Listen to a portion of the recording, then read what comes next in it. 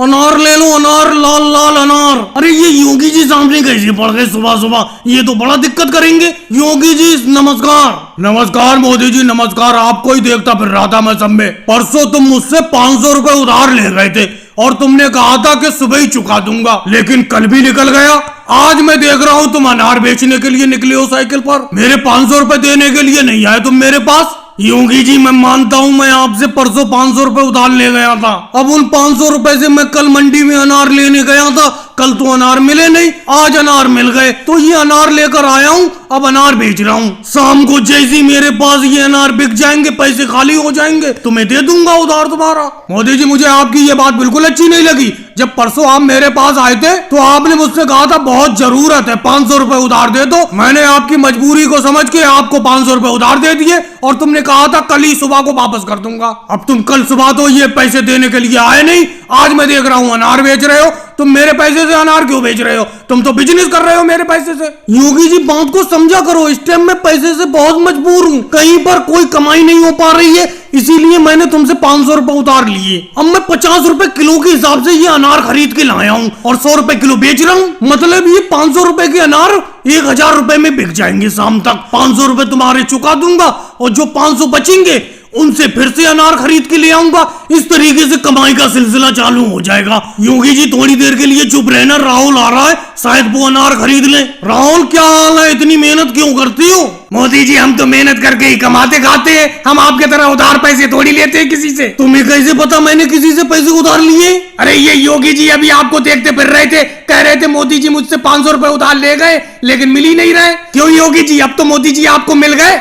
योगी जी आपने पूरे गांव में कहा दिया कि मैं आपसे 500 रुपए उधार ले गया हूँ, आप भी अजीब बात करती हो। चलो राहुल वो छोड़ो, अनार ले लो, 100 रुपए किलो बेच रहा हूँ, बहुत अच्छा अनार है। लेकिन मोदी जी 100 रुपए किलो अनार कौन लेगा? केजरीवाल जी तो 60 रुपए किलो बेचते फिर रहे, देख लो जाकर गाँव में। योगी जी ये अनार मुझसे आप ही खरीद लो, पैसे नहीं दे पाऊंगा मैं आपके। मोदी जी इतने ज्यादा अनारों का मैं क्या करूंगा, अचार डालूंगा क्या इनका? मैं कुछ नहीं जानता, 100 रुपए किलो के हिसाब से मेरे अनार खरीद लो, मैं आपके पैसे नहीं दे पाऊंगा। अरे मोदी जी गड्ढे उड्ढे में ऑटो रिक्शा को हल्के से डालना, मैं पीछे लटका पड़ा हूँ बिल्कुल, कहीं मैं गिरोर ना जाऊं। मेरी एक बात समझ में नहीं आती है, आप अपने ऑटो रिक्शा को इतना ओवरलोड भर क्यों लेते हो? सवारी बिल्कुल बाहर तक लटकी हुई है। अमित शाह जी मैं आपकी बात से बिल्कुल भी सहमत नहीं हूँ। जरा एक बात बताओ, मैं गाँव से शहर ऑटो रिक्शा चलाता हूँ, अगर मैं कम सवारी भर के अपने ऑटो रिक्शा में ले जाऊंगा तो काम चल जाएगा? बस आप बाहर लटकी हुई सवारी से मेरी एक ही विनती रहती है, पकड़ के सही से रखना ऑटो रिक्शा को। मोदी जी हम तो सही से पकड़े हुए हैं अपने ऑटो रिक्शा को,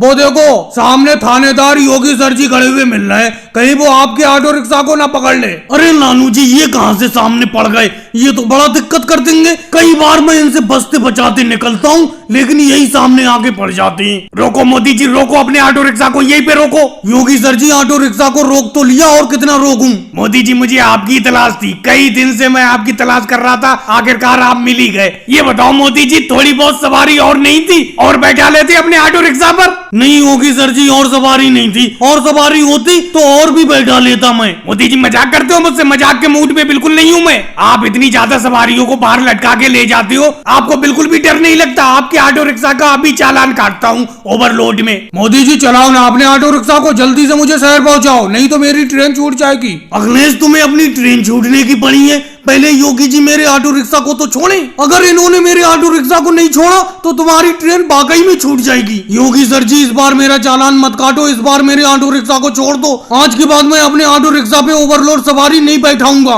मोदी जी चालान तो कटेगा ही कटेगा आपके ऑटो रिक्शा का, चाहे कुछ भी कर लो। थोड़ी बहुत सवारी होती है आपके ऑटो रिक्शा पर तो छोड़ देता। वैसे नियम के हिसाब से आप अपने ऑटो रिक्शा पे कितनी सवारी बैठा सकती हो और इस टाइम कितनी सवारी है बताओ मुझे। योगी जी मैं बताता हूँ आपको, क्योंकि मेरा भी ऑटो रिक्शा था, नियम के हिसाब से ये अपने ऑटो रिक्शा पे 5 सवारी बैठा सकते हैं और इस टाइम इनके ऑटो रिक्शा पर अंदर और बाहर कम से कम 15 सवारी हैं। राहुल तुम्हें सारा का सारा चिट्ठा खोलकर योगी जी के सामने रखने की क्या जरूरत थी? अब तो ये हर हाल में चालान काट देंगे मेरे ऑटो रिक्शा का। चलो मोदी जी अच्छा ही हुआ, आज के बाद अगर आपके ऑटो रिक्शा का चालान कट जाएगा उसके बाद कम से कम आप हमें बाहर तो लटका कर नहीं लाओगे। मोदी जी ये बताओ तुम सब लोगों ने फोन करके हमें क्यों बुलाया, क्या दिक्कत है, क्या बात हो गई, बात बताओ। किस लिए बुलाया योगी इंस्पेक्टर साहब? आप ही देख लो यहाँ पर। आप ही मुझे बताओ इस कटहल पर किसका हक है? राहुल कह रहा है ये कटहल उसका है, अखिलेश कह रहा है ये कटहल उसका है, और मैं कह रहा हूँ ये कटहल मेरा हुआ।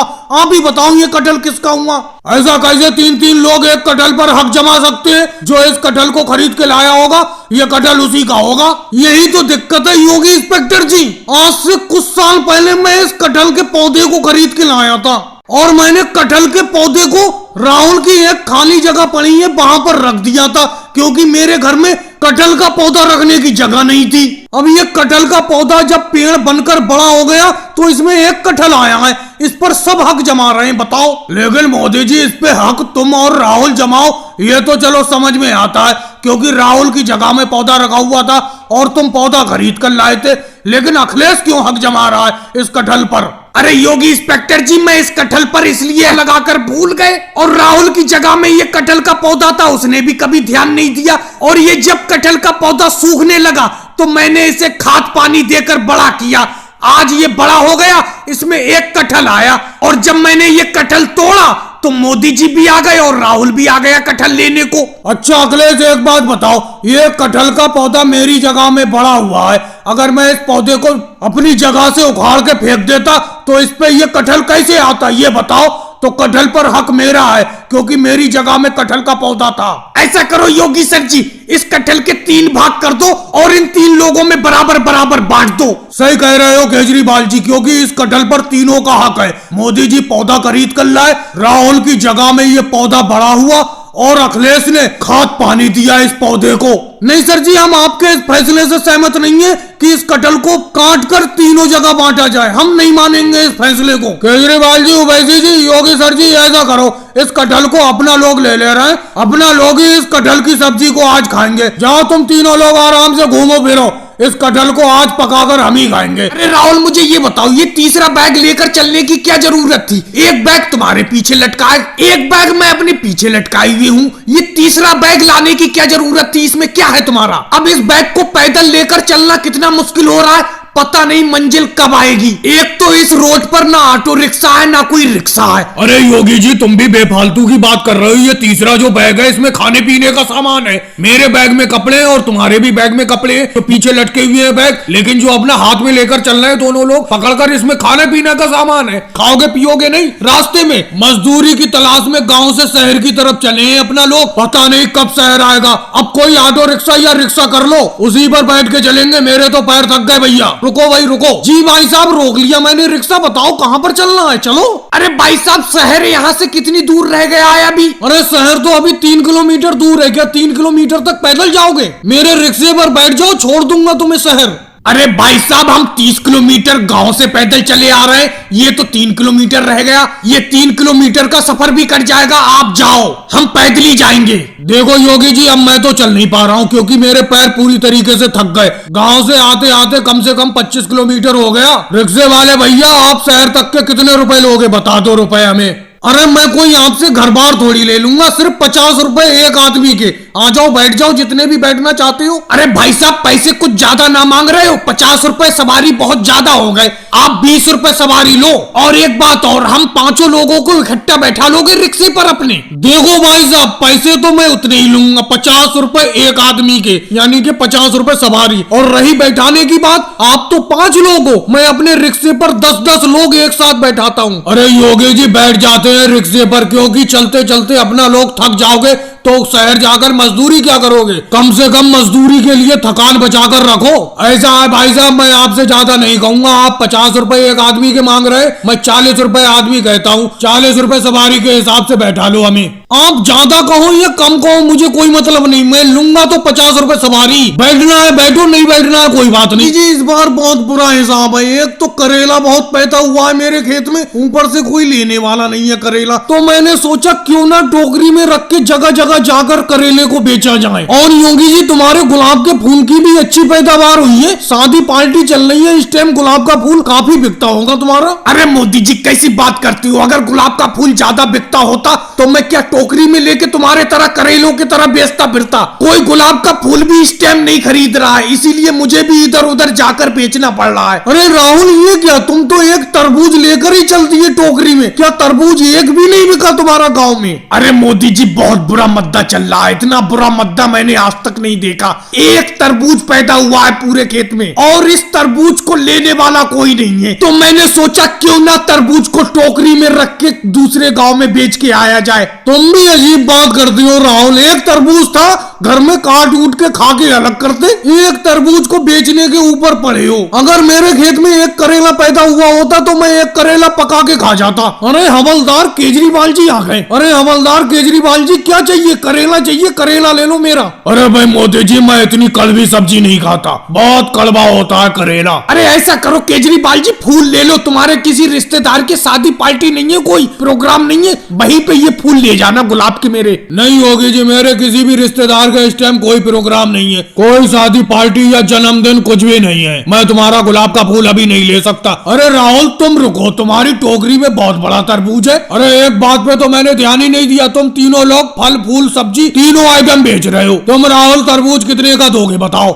अरे केजरीवाल जी एक रेड 50 रुपए का तरबूज लगेगा आपको। अरे राहुल आधा काट के तरबूज मिल सकता है, 25 रुपए का आधा काट के दे दो। अरे नहीं सर जी, आधा मैं कहाँ पे बेचता फिरूंगा, फिर पूरा का पूरा तरबूज ले लो। तो फिर आधे पैसे उधार कर लो, पूरा दे दो मुझे, 25 रुपए है मेरे पास तो। अरे केजरीवाल सर जी अगर मैंने आपसे 25 रुपए उधार कर लिए फिर आपसे मांगने की हिम्मत कहाँ होगी, मैं नहीं मांग पाऊंगा, इसीलिए मैं आपको उधार नहीं दे पाऊंगा, पूरे के पूरे 50 रुपए ले आओ। आज पूरा दिन होने को जा रहा है, मेरी तो 1 रुपए की मटर नहीं बिकी है राहुल, पता नहीं आज कोई ग्राहक आएगा जाने के नहीं आएगा। अरे लालू जी आ रही हैं तो केजरीवाल की तरफ जा रहे हैं, लगता है हरा धनिया चाहिए इन्हें। अरे लालू जी क्या चाहिए, बोलो बोलो बताओ क्या चाहिए? ये हरा धनिया देख रहे हो, हरा धनिया चाहिए? चाहिए तो हरा धनिया ही केजरीवाल। अच्छा पहले ये बताओ केजरीवाल, अरे सर्दी बहुत पड़ रही है, इस सर्दी में मटर पुलाव बनाना चाहता हूँ, तो मटर पुलाव के लिए क्या क्या चाहिए होगा? लालू जी अभी तुम केजरीवाल की तरफ बैठे हो, मैं ज्यादा बोल नहीं सकता, लेकिन मटर पुलाव के लिए मटर तो चाहिए ही चाहिए। ये देखो मेरे पास मटर है,